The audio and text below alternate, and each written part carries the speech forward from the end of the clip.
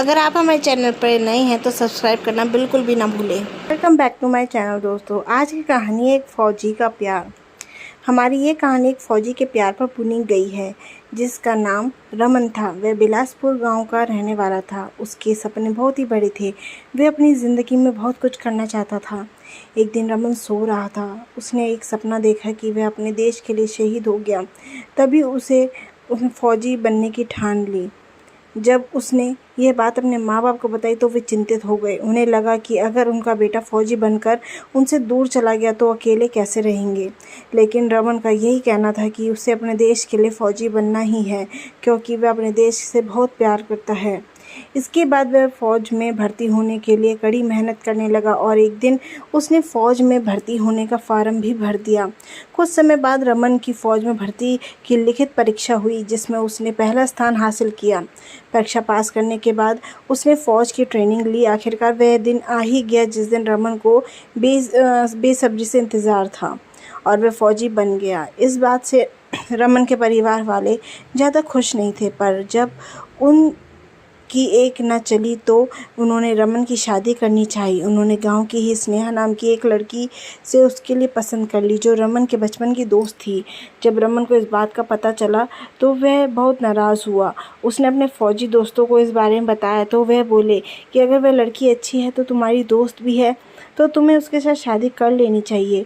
रमन को ये बात समझ में आ गई कि उसने रिश्ते के लिए हाँ कर दी है।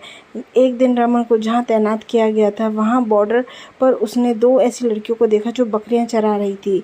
उसने उन पर ज़्यादा ध्यान नहीं दिया और अपने क्वार्टर में चला गया, पर थोड़ी ही देर में उसे किसी के तेज़ बोलने की आवाज़ सुनाई दी। रमन ने अपने क्वार्टर से बाहर आया तो देखा कि बकरी चराने वाली एक लड़की साथ एक फ़ौजी बदतमीजी कर रहा था, जबकि दूसरी लड़की वहाँ से शायद भाग गई थी। रमन ने उस फ़ौजी को लताड़ा और उसे भीड़ गया। इस बात से वह लड़की डर गई। रमन ने उस लड़की से पूछा, तुम कौन हो, यहाँ क्या कर रही हो? उस लड़की ने अपनी लड़खड़ाती आवाज़ में बताया कि मैं तो अपनी सहेली की मदद करने के लिए यहाँ आई थी। उसकी तबीयत ठीक नहीं थी। रमन ने उस लड़की को बड़े ध्यान से देखा तो उसकी मासूम आंखों में खो गया। उसके दिल की धड़कनें तेज़ हो गईं। उसे लगा कि वह पहली नज़र में उस लड़की को प्यार कर बैठा है। तभी उस लड़की के होठों से धीमी आवाज़ आई, शुक्रिया, और वह वहाँ से चली गई। रमन उस लड़की को लेकर परेशान हो गया, जबकि उसे मालूम था कि उसके घर में उसकी शादी की तैयारियां चल रही थी। इस सब के बावजूद वह हर रोज़ उस लड़की का इंतज़ार करता। एक दिन रमन को वही लड़की अपनी सहेली के साथ दिखाई दी। वह हिम्मत जुटाकर उसके पास चला गया और उससे पूछा, तुम्हारा नाम क्या है? उस लड़की ने पलटकर सवाल किया, आपको मेरा नाम क्यों जानना है? रमन ज़्यादा गुजारिश करने पर लड़की ने अपना नाम जन्नत बताया। रमन बोला, तुम्हारा नाम तो बहुत अच्छा है, ऐसा लग रहा है कि मुझे जन्नत नसीब हो गई। जन्नत ने रमन को टोकते हुए कहा, आप ऐसी बात मत कीजिए, मुझे अच्छा नहीं लगता। रमन ने कहा, मैं तो सिर्फ तुम्हारे और तुम्हारे नाम की तारीफ़ कर रहा था। जन्नत चुप रही तो रमन ने पूछा, तुम कहाँ रहती हो? लाहौर में, जन्नत बोली। तो यहाँ बॉर्डर पर क्या करने आती हो? जन्नत ने बताया, यहाँ मेरी सहेलियाँ बकरियाँ चराने आती हैं। बहुत दिनों से उसके अब्बू बीमार हैं, मैं सहेली की मदद कर रही हूँ। रमन जन्नत को अपने दिल की बात कहना चाहता था, पर डरता था कहीं वह इस बात से वह यहाँ से आना ही न बंद कर दे। लिहाजा उसने खुद को रोक लिया। उधर जन्नत भी रमन को मन ही मन पसंद करने लगी थी, मगर वह भी कुछ नहीं बोली, चुपचाप वहाँ से चली गई। एक दिन रमन ने अपना दिल मजबूत कर जन्नत को बोल दिया, जन्नत, जिस दिन से मैंने तुम्हें पहली बार देखा है मैं तुम्हारा दीवाना हो गया हूँ। मैं तुम्हें पसंद करने लगा हूँ। तुम हर समय मेरे दिलो दिमाग पर छाई रहती हो। यह सुनकर जन्नत बोली, आप भी मुझे पसंद हैं। आपने मुझे पहली मुलाकात में मुझे फ़ौजी से बचाया था, तभी से आप मुझे बहुत अच्छे लगने लगे थे। जन्नत, क्या तुम मुझसे प्यार करती हो? रमन ने पूछा। हाँ, जन्नत ने जवाब दिया। इसके बाद वे दोनों रोज़ाना मिलने लगे। रमन जानता था कि उसकी शादी कहीं और पक्की हो गई है, फिर भी वह जन्नत से प्यार करने लगा था। तो उसे काफ़ी सोच विचार करके एक दिन जन्नत से पूछा, क्या तुम मेरे साथ शादी करोगी? जन्नत ने कहा, इस बात के लिए मुझे अब्बू कभी नहीं माने, क्योंकि तुम एक हिंदुस्तानी फ़ौजी हो और मैं लाहौर की मेयर की बेटी। यह सुनकर रमन बोला, अगर तुम्हारे अब्बू नहीं मानेंगे तो हम यहाँ से दूर जाकर शादी कर लेंगे। जन्नत बोली, अच्छा, मैं अपने अब्बू से एक बार बात करके देख लेती हूँ।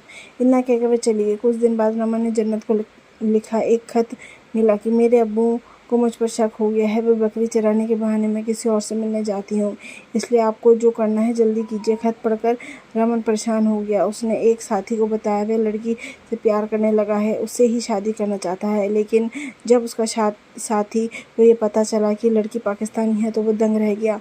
उसने रमन को ये सब भूलने के लिए कहा, इससे का बुरा अंजाम भुगतने की बात करी, पर रमन को तो इश्क का भूत सवार था। वह वहाँ कहाँ मानने वाला था। उस दोस्त ने फिर समझाया, चलो ये माना कि तुम दोनों का प्यार सच्चा है, लेकिन ना तो तेरे घर वाले इस रिश्ते के लिए राज़ी होंगे, ना ही जन्नत के घर वाले मानेंगे। दोनों देशों की सरकारें भी इस रिश्ते को स्वीकार नहीं करेगी। सबसे बड़ी बात तो यह है कि तू हिंदुस्तानी फ़ौजी है, वो लड़की हमारे दुश्मन के देश में रहती है। तुम दोनों का कभी मेल नहीं हो सकता। ये सुनकर रमन कश्मकश में पड़ गया। एक तरफ उसका प्यार था, दूसरी तरफ परिवार और देश। फिर उसने फैसला लेते हुए अपने प्यार के बारे में परिवार को बताने की ठानी। पर जब माँ बाप ने इस बारे में पता चला तो उन्होंने कहा, तुम ऐसा कुछ नहीं करोगे जिससे कि उसके ख़ानदान की नाक कट जाए। ये पाकिस्तानी लड़की है और इस घर में कभी बहू बनकर नहीं आएगी। इस सब के बावजूद रमन ने जन्नत का साथ चुनना पसंद किया। उधर जन्नत के अब्बू को रमन के बारे में किसी रिश्तेदार ने सब कुछ बता दिया। वे गुस्से में आग बबूला हो गए। उन्होंने जन्नत को कमरे में बंद कर दिया। जन्नत ने किसी तरह रमन के लिए एक खत लिखकर उसकी अपनी सहेली से रमन तक पहुंचाने को कहा। रमन ने वह खत पढ़ा जिसमें लिखा था, मेरे अब्बू ने किसी और के साथ मेरी शादी पक्की कर दी है, जल्द ही मेरा निकाह भी हो जाएगा। यह पढ़कर रमन का खून खौल गया। अब उसे न देश की परवाह रही और न ही परिवार की। वह हर नियम ताक पर रखकर चोरी छिपे पाकिस्तान चला गया। वहाँ जन्नत से मिलने की मैं कामयाब रहा और उसे बॉर्डर पार कराकर भारत ले आया। उसने सेना से इस्तीफ़ा दे दिया। रमन अपनी जन्नत को घर ले आया, पर वहाँ उसका विरोध हुआ। उसके माँ बाप जन्नत को अपनाने से साफ मना कर दिया। इस बात पर गुस्सा आया। रमन जन्नत को लेकर वहाँ से चला गया। उधर पाकिस्तान में जन्नत के अब्बू को रमन और जन्नत की पूरी खबर लग गई।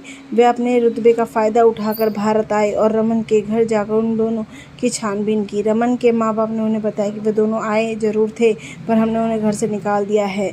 जन्नत के अब्बू गुस्से में इतना पागल हो चुके थे कि उन्होंने रमन के माँ बाप का कत्ल कर दिया।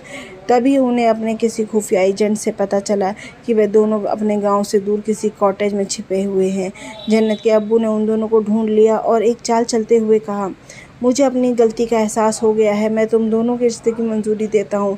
यह सुनकर जन्नत बड़ी खुश हुई। उसका डर दूर हो गया। उसने रमन को खाने पीने का सामान लाने को कहा, जिससे कि रमन खाने पीने का सामान लाने के लिए जाने लगा। तभी जन्नत के अब्बू ने उसे गोली मार दी। रमन बुरी तरह जख्मी हो गया। गोली की आवाज़ सुनकर जन्नत भागी भागी वहाँ आई। उसने देखा कि रमन खून में लथपथ ज़मीन पर पड़ा है। उसकी सांसें रुकी थी। रमन को मरा हुआ देखकर जन्नत बोली, अब्बू आपने क्या कर दिया? मेरी पूरी दुनिया ख़त्म कर दी। अब मैं भी जीकर क्या ही करूँगी।